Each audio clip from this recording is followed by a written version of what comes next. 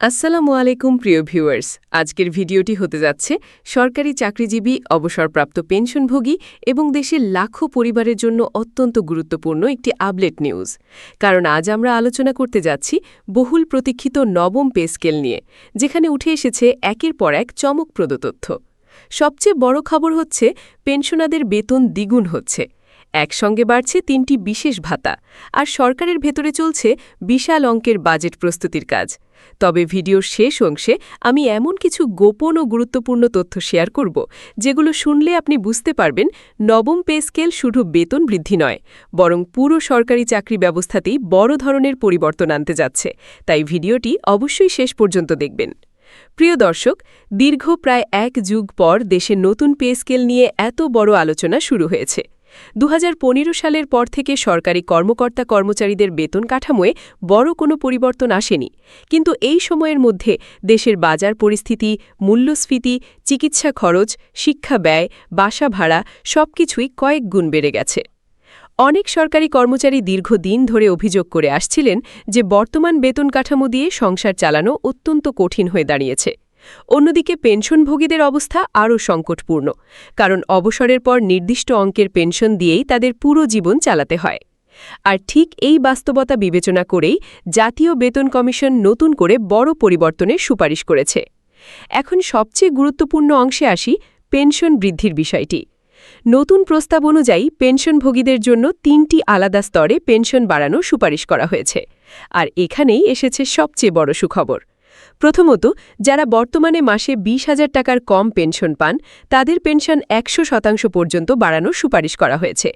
অর্থাৎ কারও পেনশন যদি ১৫,০০০ টাকা হয়, তাহলে তা বেড়ে ৩০,০০০ টাকায় পৌঁছাতে পারে। ভাবুন একবার, যারা এতদিন সীমিত আয়ে কষ্ট করে জীবন চালিয়েছেন, তাদের জন্য এটি কত বড় স্বস্তির খবর হতে পারে। বিশেষ করে নিম্ন আয়ের অবসরপ্রাপ্ত কর্মচারীদের জন্য এই সিদ্ধান্তকে অনেকেই লাইফ চেঞ্জিং সিদ্ধান্ত হিসেবে দেখছেন। দ্বিতীয়ত, যারা বর্তমানে ২০,০০০ থেকে ৪০,০০০ টাকার মধ্যে পেনশন পান, তাদের জন্য ৭৫% পর্যন্ত বৃদ্ধির প্রস্তাব দেওয়া হয়েছে। অর্থাৎ একজন ব্যক্তি যদি ৩০,০০০ টাকা পেনশন পেয়ে থাকেন, তাহলে নতুন কাঠামোয় তিনি প্রায় ৫২,০০০ টাকার কাছাকাছি পেতে পারেন। তৃতীয়ত, যাদের পেনশন ৪০,০০০ টাকার বেশি, তাদের ক্ষেত্রেও ৫৫% পর্যন্ত বৃদ্ধির প্রস্তাব এসেছে। অর্থাৎ উচ্চ পর্যায়ের অবসরপ্রাপ্ত কর্মকর্তারাও এই নতুন পে স্কেলে বড় সুবিধা পেতে পারেন। এখন প্রশ্ন হচ্ছে, সরকার কেন হঠাৎ এত বড় সিদ্ধান্ত নিতে যাচ্ছে? এর মূল কারণ হল বর্তমান অর্থনৈতিক বাস্তবতা। বাংলাদেশে গত কয়েক বছরে মূল্যস্ফীতি যেভাবে বেড়েছে, তাতে পুরনো বেতন কাঠামো কার্যত অকার্যকর হয়ে পড়েছে। বাজারে চাল, ডাল, তেল, মাছ, মাংস সবকিছুর দাম বেড়েছে, চিকিৎসা খরচ বেড়েছে, শিক্ষা ব্যয় বেড়েছে, বিদ্যুৎ, গ্যাস, বাসা ভাড়া সবকিছুতেই চাপ বেড়েছে। ফলে অবসরপ্রাপ্ত পেনশনভোগীরা সবচেয়ে বেশি বিপদে পড়েছেন, কারণ তাদের অতিরিক্ত আয়ের সুযোগ থাকে না। আর এই কারণেই এবার পেনশনকে বিশেষ গুরুত্ব দেওয়া হয়েছে। তবে শুধু পেনশন নয়, নতুন পে স্কেলে আরও ৩কে বিশেষ ভাতা বাড়ানোর সুপারিশ করা হয়েছে, আর এই অংশটিও অত্যন্ত গুরুত্বপূর্ণ। প্রথমে আসি বৈশাখী ভাতার বিষয়ে। বর্তমানে সরকারি চাকরিজীবীরা মূল বেতনের ২০% হারে বৈশাখী ভাতা পান, কিন্তু নতুন সুপারিশ অনুযায়ী এটি বাড়িয়ে ৫০% করার প্রস্তাব দেওয়া হয়েছে। অর্থাৎ একজন কর্মচারী যেখানে ৫,০০০ টাকা বৈশাখী ভাতা পেতেন, সেখানে নতুন কাঠামোয় তিনি প্রায় ১২ থেকে ১৩,০০০ টাকার মতো পেতে পারেন।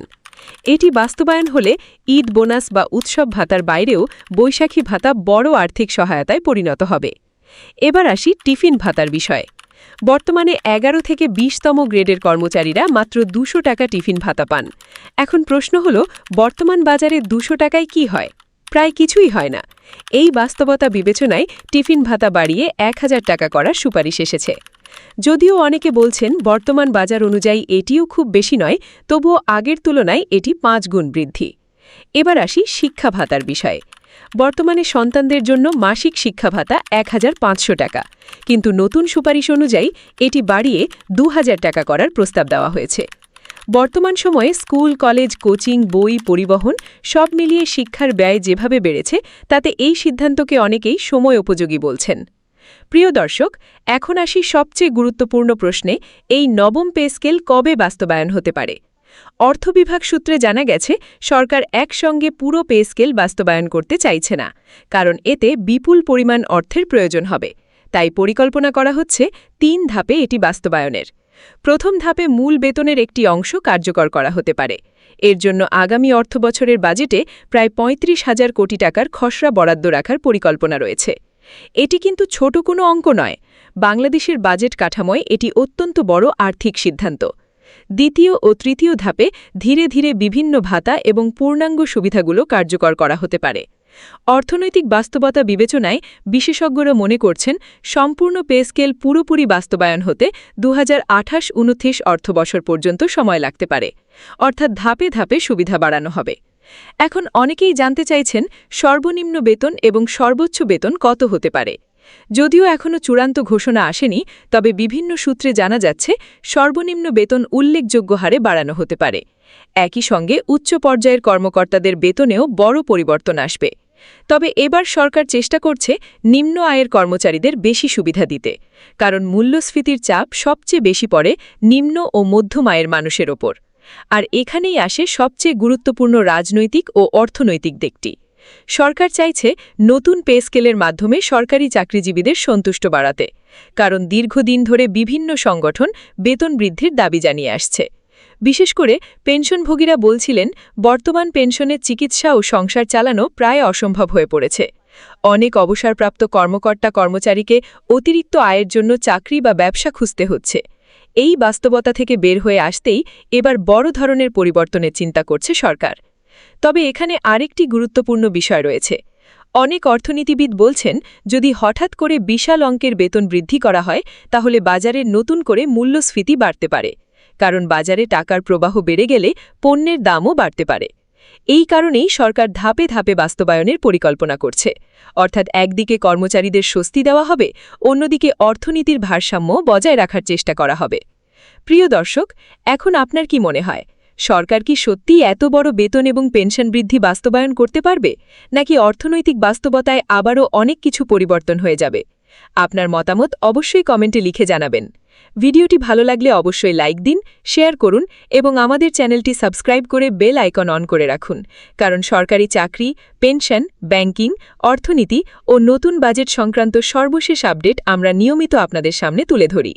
সবাই ভালো থাকবেন, সুস্থ থাকবেন। আল্লাহ হাফেজ।